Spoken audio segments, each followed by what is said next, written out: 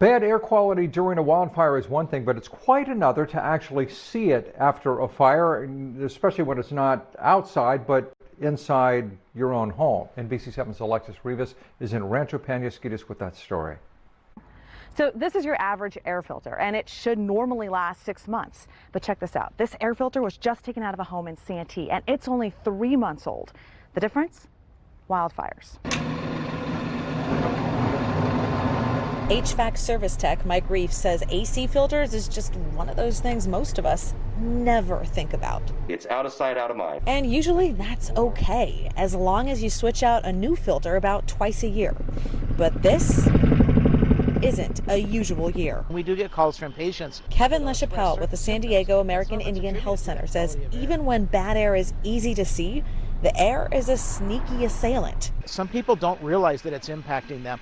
And when they experience shortness of breath and things like that, it's important for them to recognize that it might be due to the poor quality of air. Poor quality of air isn't just outdoors. Remember, the Alpine fire lined up with a heat wave. So chances are good you turned up your air conditioning, bringing all of this inside. That kind of presented a challenge for us. Reef says service calls tend to go up after wildfires.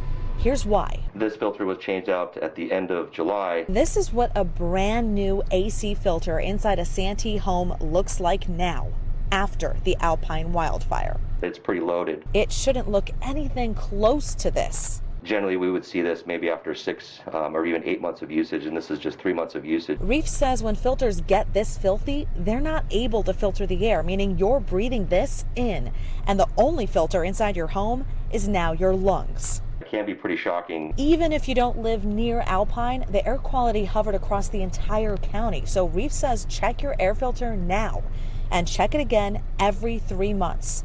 He says a standard 1-inch AC filter works great. You shouldn't really pay more than about $10-12. So something that exacerbated all of this was the fact that we had an unseasonably warm spring, meaning folks were using their ACs a lot earlier than usual, well before we had our first wildfire.